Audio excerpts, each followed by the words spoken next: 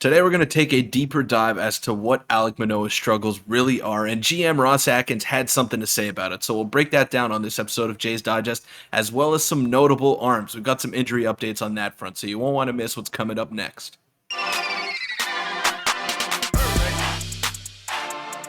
What's up, Jays fans? I'm your host, Peter Vryonis, alongside host Nick Gosse. Now, before we get into anything today, big shout out to Nick for holding it down these past couple of days. I've been busy. I'm actually in Toronto right now catching the first three games of the Jays-Yankees series. If the Jays do well tonight, I'll be back for the post-game stream. I'm going to try to rush back to my Airbnb, but it's been a lot of fun, and shout out to you, Nick, for holding it down, man. Yeah, no worries. And shout out to you guys who have been watching. The support's been unbelievable. We're very close to 7,000 now. We're about 55 away, so if you could hit that button. I know we're harping on it, but we're very close, and it would mean a lot. And yeah, I'm glad to have you back, and let's get into it. Ross Atkins speaks out on Manoah's struggles, and you can also talk about a little bit what you saw in yesterday's game. He continues to struggles. He had 7 walks in yesterday's game, obviously, and he came out and said he was asked about Alek Manoah's performance recently, and he said, quote, "There are positive trends in his pitches." And this was kind of the highlight of what he said, and this is basically it. And he says both Schneider as well as Ross Atkins talk about being encouraged by his recent stuff, but then 4 batters into yesterday's game, he got crushed, and he ultimately got really crushed there. And again, I think his stuff is trending positively. The weight, it seems, continues. So what do you think about that? Them saying the stuff, I don't know what analytics they're using, but all the ones that I'm seeing in my eye test is pointing to the polar opposite, but maybe they see something that we don't. I'm going to go totally off the board and stray away from the analytics now. And I'm going to talk about Alek Manoah's just poise and confidence that he usually plays with. He's always a guy that, tends to come right after you. He's not scared of any opponent, and I don't see that same swagger from him this year. Obviously, his confidence is not where it needs to be. He's been struggling so far this season. But yesterday's crowd was absolutely dead, and I was there, a lot of empty seats. I know it's a Monday night, but I don't care if it's the middle of December. If you're Jays Yankees, you got a Jays Yankees series, that better be a packed house. I mean, there were way too many empty seats, and Alek Manoah actually received some boos when he got off the field after that start. So it's not what you want to see, especially not with your ace pitcher or your guy that was supposed to be your ace coming into the season. So it's been an unfortunate start, and I thought he would bring it yesterday because he always seems to find his best stuff when he plays the Yankees. But it's all about location. 7 walks in 4 and a third inning. That's just not going to get it done, man. His command has been off all year long, and I don't know what it is. I've hinted towards fatigue in past videos. I've seen him, kind of messing with his shoulder after every pitch, and he usually does that, but he's doing it at an alarming rate. And I don't know, maybe a phantom IL stint is what he needs, or maybe just a couple of days off, but something's got to change here. Yeah, and I spoke on that yesterday. Maybe a minor league stint is in his future. I don't think that's needed. I don't think it's going to happen.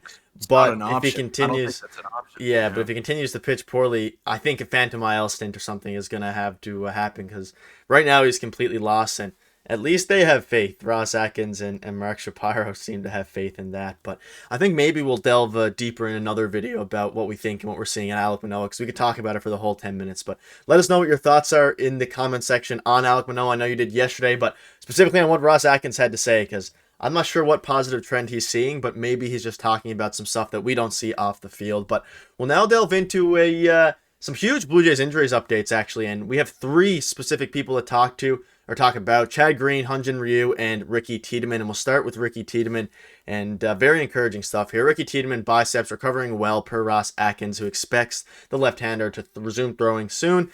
And he said, quote, "He's feeling back to himself, which is extremely encouraging, and we feel like he's going to be throwing a baseball here very shortly." And Peter, I'll let you have a quick thought on this before I move on to the next update, but this is very, very encouraging, and it seems like we avoided a major catastrophe. I think it's all about being cautious with Ricky Tiedemann. You don't want to rush him back to play, and you got to wrap him in bubble wrap. It's just as simple as that. He's your prized possession. He's probably your prospect that has the most potential out of anyone in your system, and you don't want to mess with that. You don't want to rush him to the big leagues. I know we're all waiting to see him in a Blue Jay uniform and make an impact at the major league level, but let's time. He's still 20 years old. He's got electric stuff. You don't want him to be hurt and rush back to play just to stunt his development. You want him to take everything in stride and become who we want him to become, and that's a dominant left-handed starter for this team. So I think that's going to take another 2 years maybe before he has a serious impact for the Jays, but it'll all be worth it once it's all once it's all coming to fruition, I'd say. Yeah, I think the hope or some of your dreams for this season is over. I don't think we're going to see him this season at all because of the injuries. But I think maybe next year we get a little bit of a chance. I know a lot of you fans out there, you were dreaming for him playing this year. I just think the injury set it back, and he's not going to get enough innings to warrant that. And we have much more MLB proven talent coming, and by that I mean Chad Green. And I'll pop up the screenshot now. Chad Green and Hyun Jin Ryu as well, doing well, recovering from Tommy John surgery. Possible they could both be facing hitters by June. Return later in the season remains a target for both. If the Jays got Green back sometime in August, they'd likely be pleased. Timelines evolving, of course. Now, Peter, Chad Green is someone we, sometimes forget to mention, or at least it slips my head sometimes, but this guy could have a major impact on the Blue Jays going forward, and it seems like they're a little bit ahead of schedule, at least from what I thought. I mean, it was always sometime in the summer, but it seems like they're recovering very, very well, specifically Chad Green, but we can also touch on Hyun Jin Ryu, and maybe it's a long man role going forward. Who knows? Maybe he gets a spot start if Alek Manoah continues to struggle. You never know at this point. Yeah, this guy's been nasty his whole career, and he's still only, I think, 32, Chad 31. Green, yeah. So he's still got something left in the tank, and he can make an impact once he is ready to return back to action. But yeah, his stuff is off the charts. He's immediately someone that's going to slot into the middle relief role, get him acclimated to the team, and then come playoff time, I wouldn't be surprised if he's the seventh inning guy. Just because Jimmy Garcia has been struggling, you haven't really had much consistency in that role so far this season. So I fully expect Chad Green to get back into action, maybe throw 18 to 20 innings in his regular season games that are remaining. And then once the postseason rolls around, he's going to be a big time arm for that bullpen. Yeah, I completely agree. And like you said, the bullpen's very inconsistent aside of Eric Swanson and Jordan Romano. So Chad Green seemingly would fit perfectly as the seventh inning guy because you really don't have anyone who's taken over that role. Maybe Nate Right. Pearson as well steps up if he stays with the team because he started, he's pitching very, very well. But I don't know. What are your thoughts on Hyun Jin Ryu? If you think he has any role going forward, I think he's going to be on the major league team. And if he's healthy, I could see them giving him a start. Again, if Manoah continues to struggle, not to replace Manoah, but maybe to give him an off day whenever he comes back.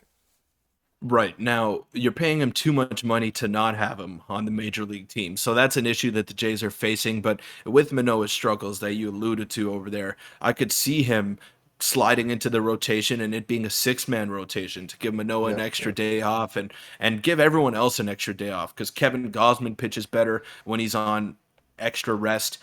I'm sure the same goes for Jose Barrios, same goes for Yusei Kikuchi. It's never a bad thing to rest your arms as much as you can and get result in the process. So if Ryu can come back and be effective, be somewhat of a valuable contributor, then it's going to help everyone in that rotation. And now I don't know if he has a spot on the playoff roster just because his stuff's not quite there. He's getting up there in age. He's recovering from Tommy John surgery, and we've got to remember that you only need about four starting pitchers in the playoffs. And I'm pretty sure that Jose Barrios or Yusei Kikuchi are going to be the ones that slide into the bullpen in that case. But yeah, he could be very valuable in the regular season and try to help this team in a playoff push and give those guys some extra days of rest. Yeah, especially if Mitch White continues to struggle in his rehab stints, because Oh yeah. obviously you'd have more faith in Ryu there. And one final thing you said, very encouraging to see how the balls coming out of their hands, how they're recovering. They're on mound progression. This is regarding Chad Green and Hyun Jin Ryu. And next month they could be facing hitters in games. We're still hopeful for that. No guarantees, but encouraged by their progress. So overall, very, very interesting for the Blue Jays. Some very promising updates. No negative stuff. I guess the only negative thing that we can throw in is Mitch White continues to struggle in the minor leagues. But we're not going to touch on him too much in this video. And we'll wrap up in a sec, but quickly we'll have a look ahead to tonight's game with Kevin Gosman going on the hill against Domingo Herman. And Peter, you'll be at the game, I believe. So any quick thoughts before we wrap up here? Yeah, I do expect the Jays to go out there and win tonight. Now, yesterday was a bit of a disappointment, especially with a bullpen day for the Yankees. You couldn't get, some of their back end arms really tired. I know Michael King came in there, and the Yankees probably wish they didn't have to use him yesterday. which is good. It's good for the Blue Jays, but you got to find a way to scratch some runs early on and take some pitches and just make those pitchers work, because yesterday was way too easy for Johnny Brito and Jimmy Cordero. I haven't even, I mean, I've heard of Johnny Brito, but you can't let those guys carve you up, especially not when Alek Manoah is struggling the way he is. You should have went out there and won that game yesterday, but it's a new day today. Kevin Gausman on the hill, and then Garrett Cole tomorrow as well. So it doesn't get any easier from here on out for the Jays, but I'm excited to go to the game, and I'll let you know how the atmosphere is in there, Nick. Yeah, and we need to win this one, especially with Garrett Cole on the hill tomorrow, because it's always tough going against him. But that'll wrap up the video. Thank you guys for your support, and we'll see you either later tonight or tomorrow. Thanks.